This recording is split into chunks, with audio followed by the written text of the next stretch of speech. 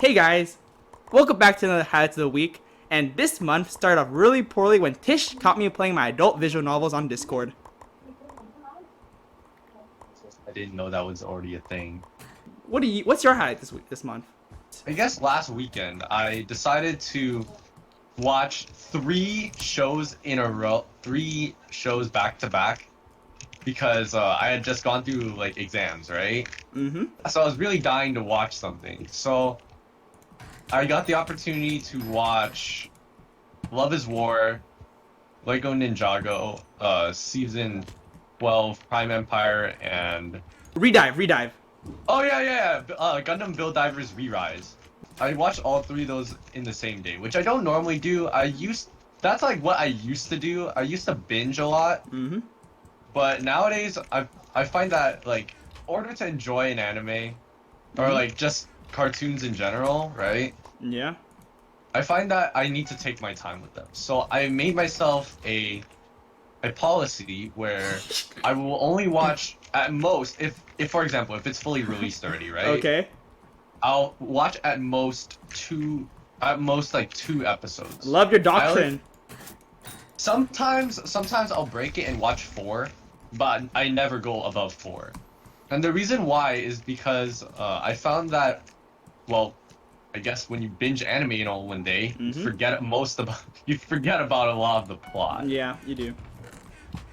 including the sauce. But Whoa! What are we talking about? so the first thing I watched was, I believe, Gundam Build Divers Re-Rise, and I've been following the show weekly, right? As the episodes come Mm-hmm. out. Gotta say, I've been loving it. Like they basically took Gundam Build Divers, which wasn't very good, or like wasn't well received, Mm-hmm. mostly because the plot was kind of bad and um it was really childish, right? I And feel then you. Re-Rise just takes the entire plot. He's like, okay, we're gonna fix it, and just like and like it actually becomes, it's not just a game, guys. I'm pretty much like super hyped up. They've made the entirety of like this season like hype central. Got you. Like they went all out. Now they're starting to premiere episodes on YouTube instead of just uploading them. Oh. Like that's how they're building up. That's how hyped they are. And they released like a recent video where they had gone over like the, what is it? Because right now season 2 is airing. They Mm-hmm. made a video like to fill in the gap of between season 1 and 2, like the development cycle, how like gonna Build Divers Re-Rise was made. It was honestly really cool to see like the people behind it have a lot of passion about it, especially after what happened with just Build Divers. And so that day I watched Gundam Build Divers Re-Rise. So honestly, I watched the episode. Oh god, it was great. Anyway, but that's not important. I'm not gonna focus on that. Mm-hmm. So the next thing I watched was Love is War season 2. So the week prior to last week, right? Yeah. I had several exams that week, and so I decided, you know what? For something to look forward to at the end of the week, I'll watch Love is War season 2, right? Yeah. Since it released that week. And Mm-hmm. so I watched it. God, I laughed so much watching it. I remembered why I loved watching the series like Mm-hmm. over the last year. God, it's so good. I never thought that I'd be into like Rom-com? it's a rom-com, basically rom-com slash drama. I Yep. never think that I'd actually watch something like that. You know, I was pretty much sick of rom-coms after like I was like watching them with like What'd you my watch? mom. The last thing, so I don't want to focus too much on Gundam Build Divers Re-Rise and Love is War. I want to focus more on Ninjago Prime Empire. At my school, God, when Ninjago came out, people were hype about that IP. Like, Yeah. the series was only really expected to have two seasons. Yeah. Like the Lloyd So, arc. yeah, it was supposed to end on Rise of the Snakes. Then the show died for a year because Lego decided, you know what, we're gonna experiment with Shima. Ninjago was actually canceled during that period of time. Yeah, that's kind of So sucks. people got Lego Chima, this weird IP with animals. Some people got into it. I never got into it personally, but at that time, right? During that like 1 year gap, like it was pretty sad, right? Then Ninjago rebooted comes out, and we find out that the show's getting rebooted. Yo, it's actually back. When people found out about like Ninjago rebooted, right? None of my friends really followed along. At that point, it was kind of you know how kids are, normies, right? Mm-hmm. Only following the new trends. And so like Ninjago kind of died out, but I was still at the time I was still trying to follow along. I actually bought. It's funny because I like bought Ninjago stuff off of friends. Mm-hmm. Buying the minifigures and stuff. That's the only stuff I bought really, because you know how it is with Lego and minifigures, right? Mm-hmm. And so it was pretty much dead. But I was always following the series. I think I took like a 1 or 2 year break. One of those kids. Hey. Instead of buying cable, going on YouTube looking for people who uploaded clips. Yeah, I feel you. I continued to pretty much follow Ninjago, just keeping up on the news. Recently, in season 7, Ninjago changed um, their animation studio, Mm-hmm. right? And Yeah. God, the show has never looked better. Like it's looked great. Like for the most part, it's always looked kind of the same. Yeah. But I definitely say it took a graphical leap that was definitely for the better. And I think it started with season 7, Hands of Time. Okay, Anyway, nerd. I know this is okay, nerd. Yeah. Okay, we get it. Season 7, after season 7 came out, right? Yeah. Suddenly Ninjago got a huge like reboot in it. Mm-hmm. And the reason why it happened was because the Ninjago movie came out. And if you remember that, it was basically a soft reboot of the series where they ushered in new designs, right, for the movie. And so they kind of wanted to keep the show in the same continuity, right? Mm-hmm. And so the show got rebooted as well. And so all the character designs got completely changed.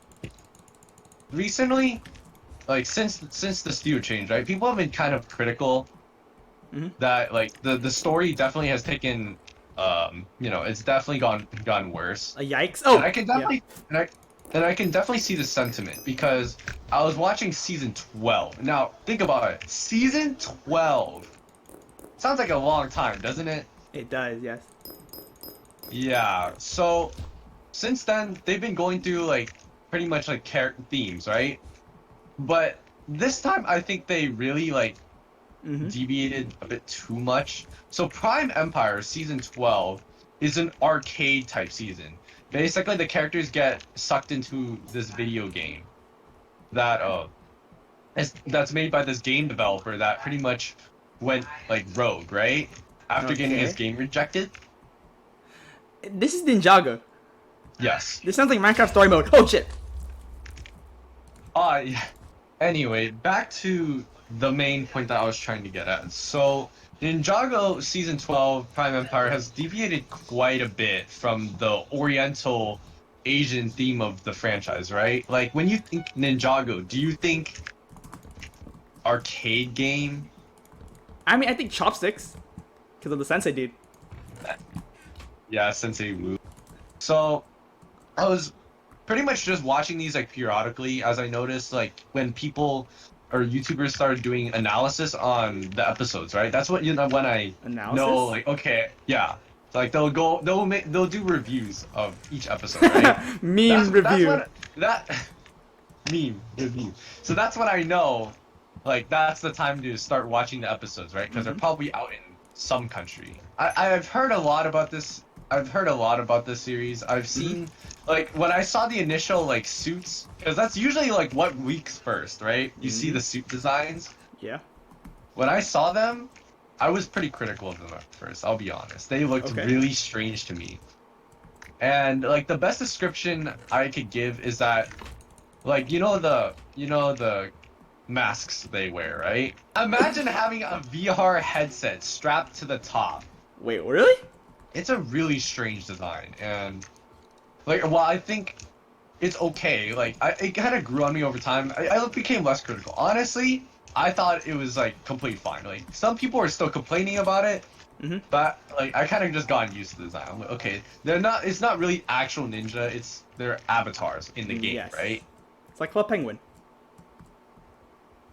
Then I started watching the actual plot of the show, Okay. and I'll be honest with you. That day, right? I Mm-hmm. had just watched Gundam Build Divers Re-Rise and Love Is War, right? Okay. Two, I would say like considered pretty good, at least pretty good, right? Mm-hmm. Animes. And jumping back to Ninjago just felt really jarring. Ninjago tends to have only like around like 10-ish, 10 to 15 episodes each season. Mm-hmm. They're not that long. They're not like anime where it's like 52 episodes or something crazy. And all fillers, yeah.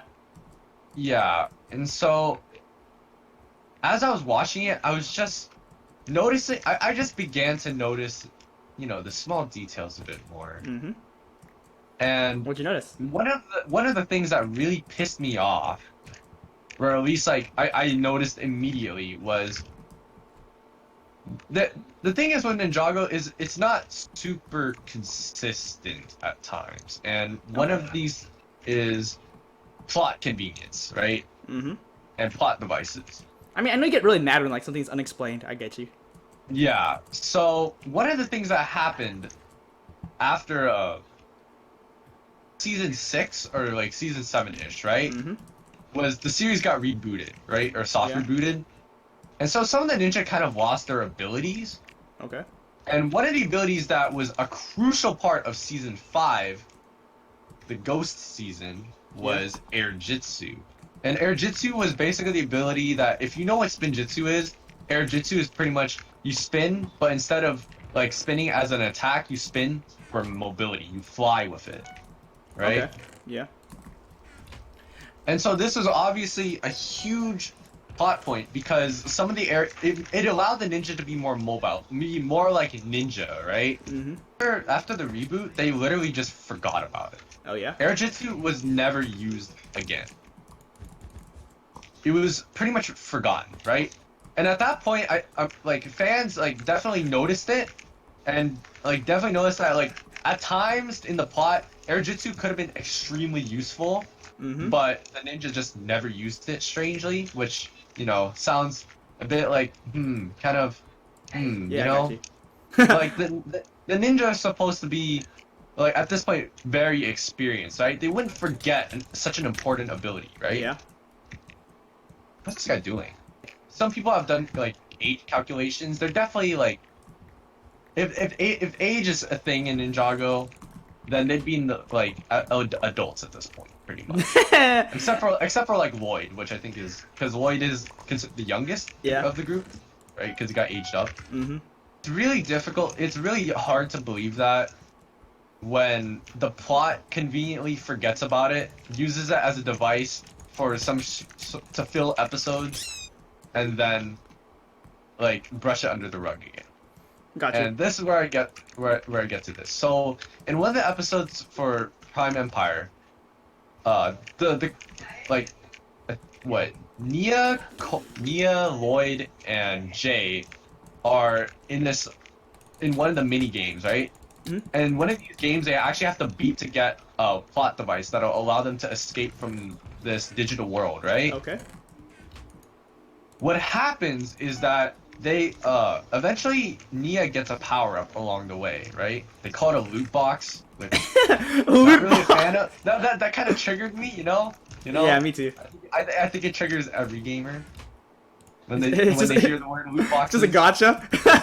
The power up was, I believe, it was called Cyclone, and Nia says something along the lines of, "Wow, this allows me to use air jitsu. It's like air jitsu." And that really pissed me off. And the reason why is because if you retcon something out of the series, the ninjas shouldn't know how to use it, right? If it's pretty much removed from the series, the ninja just shouldn't even be aware that they have the power in the first place, right? You just brush it under the rug for the reboot, right? Oh, that's why you're quiet. Makes sense. I guess I'm coming then. maybe it's just a nice homage, you know, because at this point I've been watching Ninjago for so long, catching these ideas, you know, that's fun, right? I definitely enjoy like when they give in small references like that. But what pissed me off about it was that the fact that they acknowledge Air Jitsu means that one, they remember it, and two, that they could have used it any time throughout the past seasons. And that really bothered me.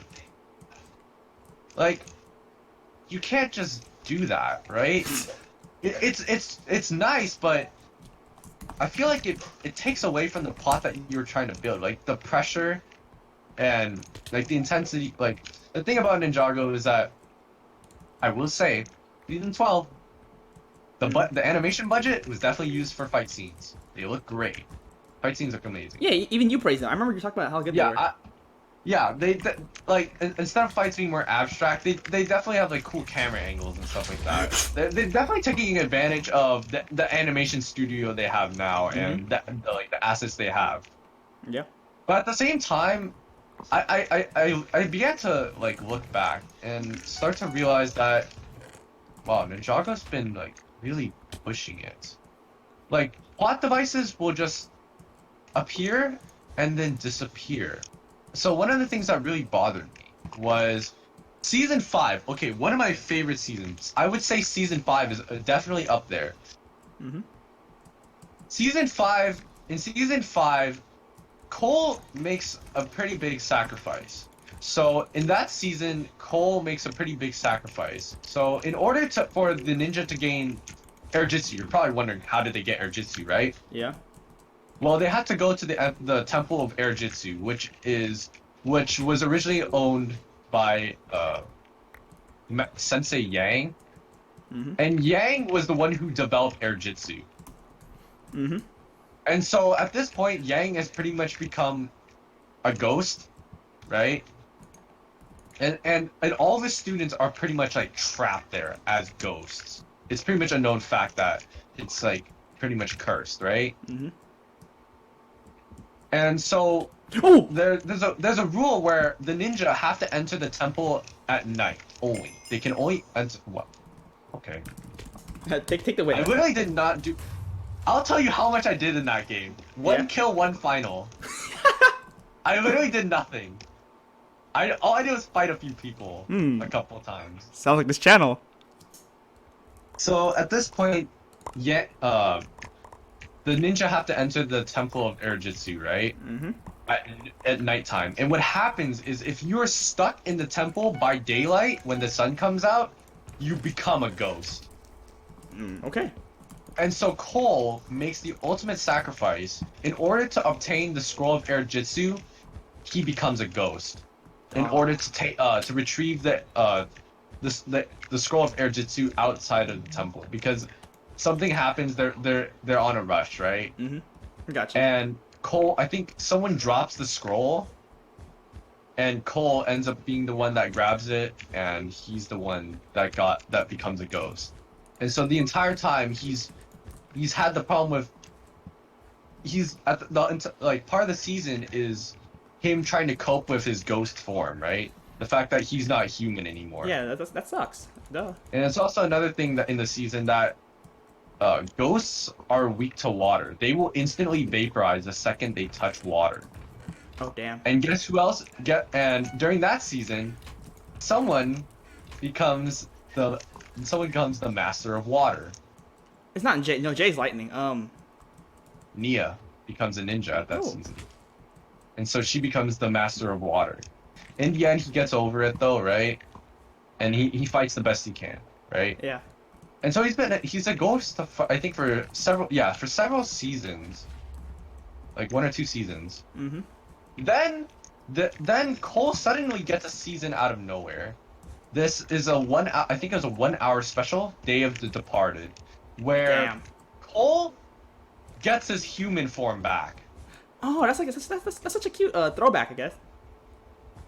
Yeah, but the thing is, the Day of the Departed isn't regarded as a great season. It's not even a season. Really? It's special. It's a special. It isn't regarded that well because it was just lacking. And especially like how Cole just like turned back to normal, it made me start thinking, you know, Ninjago's been pushing these plot points, right? But then they're kind of just reverting back to normal. Like after that, it's kind of like it's all daijobu, right? It's all good. And it started making me realize, is Ninjago really just like kind of rebooting itself just to make plot points convenient? And it really didn't help when I saw like the main plot point of the battle. So once they reach the end of this mini game, right? Mm-hmm. They have to face a final boss. And the final boss is the way that works is that it's the final boss is themed like a fighting game. So you select a character, so either Nia, Lloyd, or Jay have to fight, right? Oh. They're running into problems with like the writing, right? What they've written before, they kind of Oh. have no choice. Oh no, I see what you mean. Like there's just so much plot at this point. In order to progress, they have to like forget some stuff. Yeah. That sucks. Yeah. And so what's happening is that the show definitely like people like new fans won't notice these, right? Because this is like new lore, right? Yeah. But old fans will definitely notice what's happening. And I know there was like some critically acclaimed videos that someone made where like they roasted Ninjago as a series as a whole, which I don't believe in. I think Ninjago has done great things for Lego, right? They've been like you have to admit that Lego I do agree, that Ninjago is definitely for lasting this long, right? Mm-hmm. They've lasted almost as long as Bionicle. That's amazing. Bionicle lasted a long time. Yeah. I see what you mean. Woo! So should I title this video? Should I title the video "Tish Hates Ninjago"? Anyway, to finish up my main point. So one of the things that happens during this segment, this fighting scene, right? Mm-hmm. So Lloyd decides to take initiative because he realizes that, like he just wants to fight for this one. At this point, everyone has only one life left in the game. The way the game works is that everyone has 4 lives. Mm-hmm. Some of the other ninja have already died. Damn. So the only ones that are left are those 3. You have to pick an opponent, right? Yeah. And so the plot decides to choose Lloyd's previous lover. Harumi was a previous antagonist of the series, and it turned out that during that season, which was this is the rebooted season, by the way, Mhm. in the rebooted season, that Harumi, she and Lloyd kind of had something, right? What happened in the end was that Harumi actually died. Okay. And Lloyd's still hurting because of that. The antagonist Unagami, right? Mhm. The developer of this game, or at least his avatar, right? Yeah. Who's not an actual person. What happens is that the way that the game works is that I think what it's doing is it's going through the ninja's past memories. Oh, so it's like a throwback. And picking out characters. And so it goes through, and you can see the characters shuffling through the screen for the opponents, right? Then it shuffles to Harumi, right? Mm-hmm. And all of a sudden, Lloyd starts losing the will to fight, right? Because he can't fight her, right? He failed, right? Lloyd failed to save Harumi, right? The one Got you. he loved, right? And so the entire time he's having that, you know, I can't fight her, right? And he's slowly losing the fight, right? Mm-hmm. Then Harumi says something. Okay. What? I love you. And what she said, or no, but she's like basically like, from what I remember, she's like kind of recounting things that happened, right? Mm-hmm. And Lloyd just can't fight back because of it. Then Lloyd asks her a question, like, do you remember where we went on our first like date, kind of, right? What When the they heck? Okay. Yeah. and she doesn't remember. She gets it wrong, right? And so then Lloyd suddenly gains the will to fight because he knows that it's not her, right? Mm-hmm. Like at this point, the ninja have been cheering in the back saying that it's not her, but Lloyd hasn't been able to believe it until now. The thing is, Unagami is able to look through is pretty much able to look through the minds of others. Shouldn't he know this? The way that it was written, right? Mm-hmm. I felt like Lloyd couldn't be written to fight back. He would have just lost. right? Yeah. Okay. Just the way he's written to a corner. But by for some reason Unagami not knowing that, which I find is strange because like he should have the database, right? Mm-hmm. I just find it strange that he wouldn't get that detail correct, right? Especially with how the game works, right? It basically goes, the game is shuffling through his past memories. Unagami should know like details like that, right? He should. Yeah, I agree. But he doesn't. He only seems to know like their appearance. And so then Lloyd is suddenly able to gain the will to fight back, right? Mm-hmm.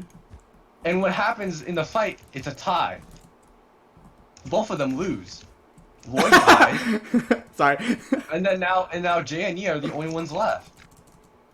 Mm. And I feel like that they did that, but they did it because they needed to find some way to write Lloyd out of the story. I got And you. it felt forced to me. Mm-hmm. It felt really forced.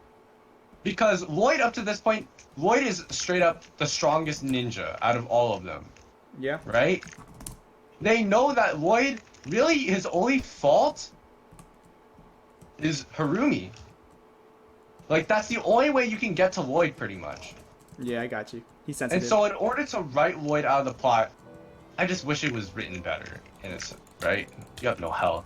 One of the things I think it definitely didn't help that I was watching, like, Gundam Build Divers Re-Rise and Love is War. I see. So right? it's like things to It compare kind of to, right? ruined- Yeah, and it kind of ruined like my experience, at least like a bit of Ninjago season 12. Mm. What I'm hoping is that the series ends off on a good note, and it doesn't end like Game of Thrones or Now listen, don't get mad. Game Don't... of Thrones, which I haven't watched, but I've heard, hasn't had the greatest ending. Oh, he's back. Sorry. This is boring. Yes. I got... What? Don't worry about. Don't worry. Don't worry about it. What? No. I'm in it to win it now. Holy crap! I'm hyped. Why? What do you mean? My dad came through. My daddy came. They're fireballing we us. can- Okay. They're also shooting us. What the hell? Holy shit! Yo, is this a game? I see I it. made it. Who's incoming? Green's here. Someone's teleporting. Someone's teleporting. That's green. Actually, the whole Green? whole party's here.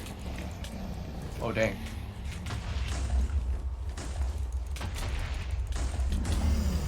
This what is it?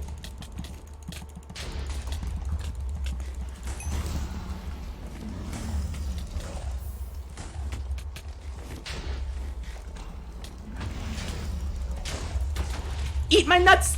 He pro'd that. He pro'd that. He pro'd that. I know. Oh! Nice! We won! Oh my god! GG! We won! GG! Great fight. Oh. I got 6 pearls and didn't get to use them. Yeah, sure. Yahoo! Yahoo! Holy shoot! Oh crap! That's hype. That's so hype.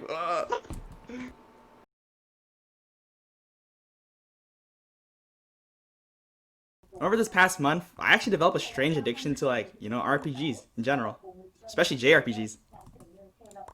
I find it's really strange because for the past 4 years, all I've been doing was Minecraft mini games, battle royales, AP exams, Skylanders, plotless games. Actually gained some sentience.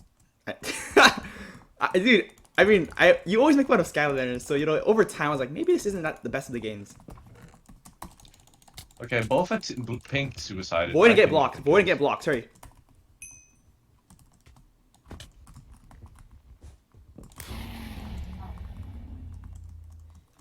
Tish. Oh, he's coming? He's the final. Oh, Heads up. he fell. Nice. Oh, we can actually Wait, talk what? now. Wait, that was it? Wow, okay. This is a kind of long story, but I know exactly where to begin. So, a few months ago, my family took a winter trip to Tahoe, right? Now, the main purpose to them was so that I learned how to ski, but there was a greater importance. There was a greater importance than skiing, in my opinion. You know what that is? What? Visiting the local mall. We got to experience the Nevada cuisine. Cuisine. You mean the lifestyle, I guess? I don't know. No. I mean cuisine because I visit C's Candy first thing in the morning. That's cuisine. I visited C's Candy with that kid in my outro. Yeah. Yeah, he was with me, and he has a super charismatic personality, so I always like to hang out with him. In the shop, like when we walked out, he had like this handful of like free samples, right? I had to buy my stuff, dude. I had to buy everything, like the lollipops, the peanut butter cups, the chocolate coins. I had to buy all of that. I spent my whole Christmas money on C's Candy. My grandma said it was for like college funds or whatever, but like I don't know what college is, so like I just bought candy. College? What's that? As we were walking out, oh, I saw like a local GameStop branch, right? Like one of the smaller branches. And so I decided to go and visit. I saw this game that like it completely mesmerized me. It's called the Trails of Cold Steel 3 for the Switch, and all I can say is I was like, that guy looks so cool. I was gonna buy it, right? But Yeah. I spent all my money on Seeds Candy. So Oh. and then I even checked my credit card, right?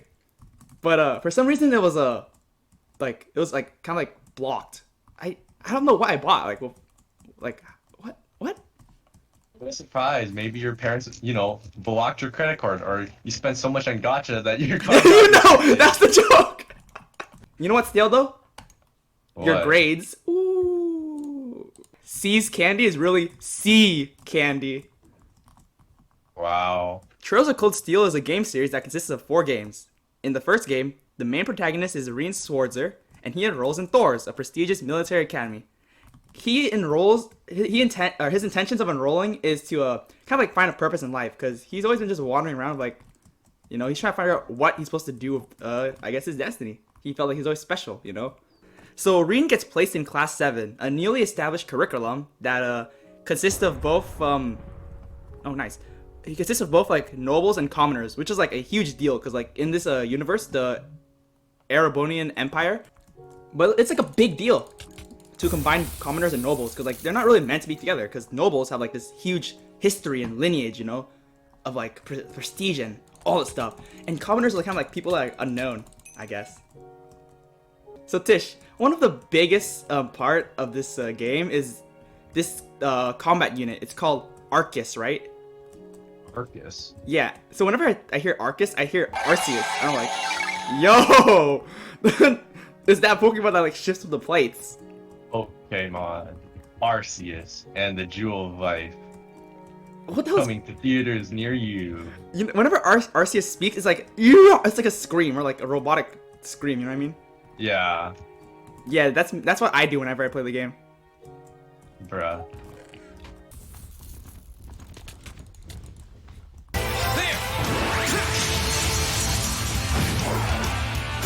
That's that. Let's keep moving.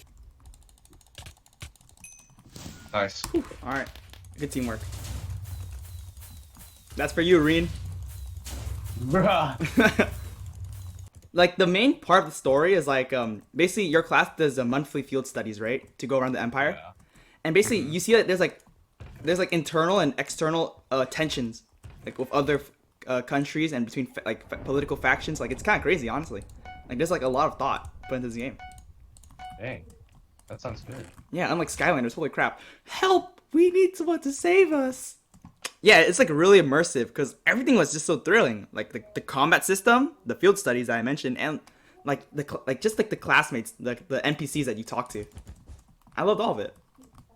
You just love like the atmosphere like the game had. I did, yeah. Actually, so I just finished Trails last night. Oh really? You said Tish? you did. Tish? I finished Yeah, I last heard night. you did. Yeah. Like, You absolute madman. I think I told you, right? I pulled the all-nighter. Yeah. I spent a little bit under 70 hours finishing that Trails, right? And wow, by the final chapter, it literally felt like I was playing a different game. Like in the game, Trails, like they indicate to you Middle? like hey, this is where the plot's going, right? And like it does get there, but at the same time, there's just so many unexpected, unaccounted twists and turns that you don't see coming. Oh really? So the conclusion is evident, but also not in a way that you expected. So Oh dang. like I got like the goosebumps you feel when something like something based about happen. Yeah. Right, from like shonen shows. Like, I can't tell if it's because of, like, that or because it was 3 a.m. So I just showed you yesterday, like, the opening for the second game for Trails. Like, whenever, like, I listen to that, like, the first thing that comes to my head is just, like, like, the dun da da dun at the ending. Yeah. Damn, like, Like the suspense. yeah. Like, what can I say? Like, the game is, like, Trails has lost its, like, happy, playful, like, we can do anything if we put our minds to it mentality. Yeah, I see what you mean.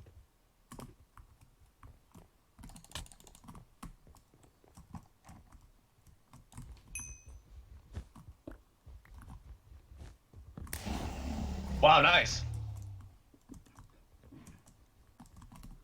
Do you think I need a rush? No, Or it's are a we joke. good?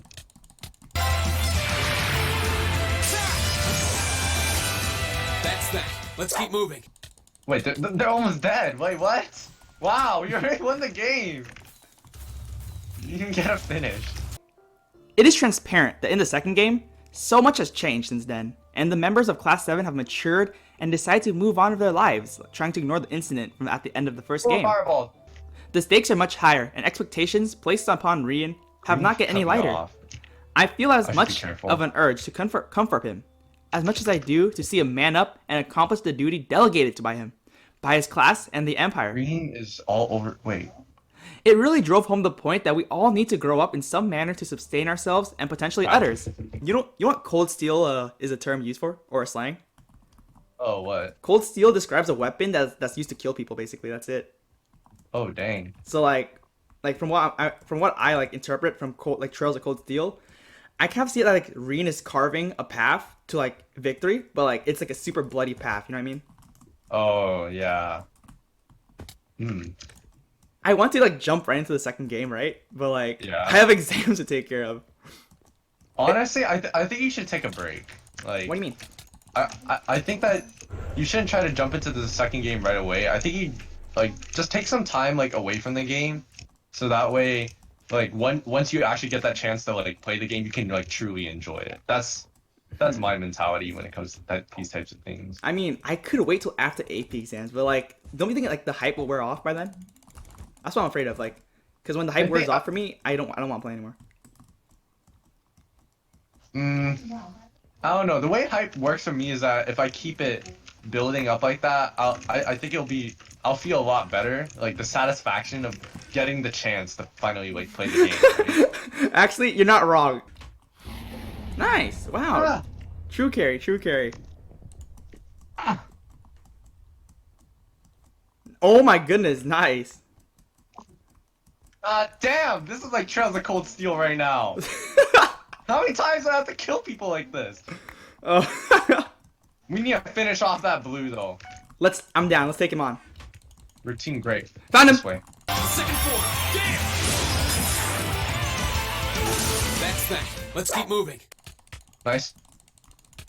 Get the hell out of here! 0. He's dead. GG. Wow, you didn't even get a finish. I guess another game. Bruh, what are up with these games? So my aunt actually gave me some graduation money as like a present, right? Oh, really? And Nice. so I was thinking of buying this. Oh crap! Wrong link. Like I've been praising Trails, right? But like, I never really gave you a reason for it, right? Yeah, not really. I think you just said that it was like a JRPG you could really click with. Yeah, but well, that's not the whole story. So essentially, it's March, right? You know what that means? But It's college acceptance season, oh, right? So Yeah. I was pretty excited, like most students, to know where I'll spend my next 4 years studying. And I guess studying / collecting highlights for our show. yeah. Well, so it's for me it was a big shock when I got waitlisted 3 times in a row. Oh, Like, yeah. Like that shit actually stung like hella hard. I was like, fuck. Like, Oh, yeah. it reminded me that like in this field, I have to remember that I'm not always the best, and there's people better than me. But like, it's kind of hard to ingest. I guess I should say. Yeah. Yeah. So but the thing is like seeing the students of Class 7 and their logic behind enrolling at Thor's Military Academy, it reminded me that the place that you enroll at is half of the story. If you want the best ending for that story, you need to stand firm with that decision you made and say that it was right, despite how it might feel at the moment. Like, because like many students committed to Thor's on a whim, right? Or like some due to some obligation, like being a noble. But like at the end of the day, they all agree that this is the best thing that happened to them. Class 7 was like a second home to them. Like Trails of Cold Steel, it might not be the best JRPG out there, but it was like it definitely was there and it helped me when I most needed it. So like, you know, if Vereen ever showed up outside my door and said, "Hey, let's go on an adventure," I'm down. Let's finish this game in Cold Steel. It sounds like an industrial press. Oh, hit me out of Ibis. Burn to ash.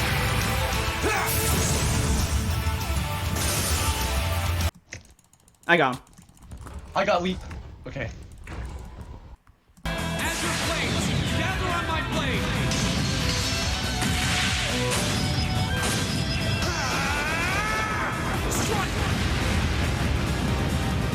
156. Let's go!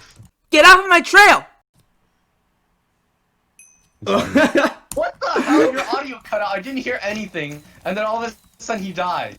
Anyways, guys, that's our highlights of the month. Hope you guys enjoy.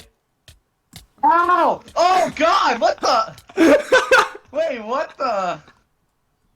Wait, what?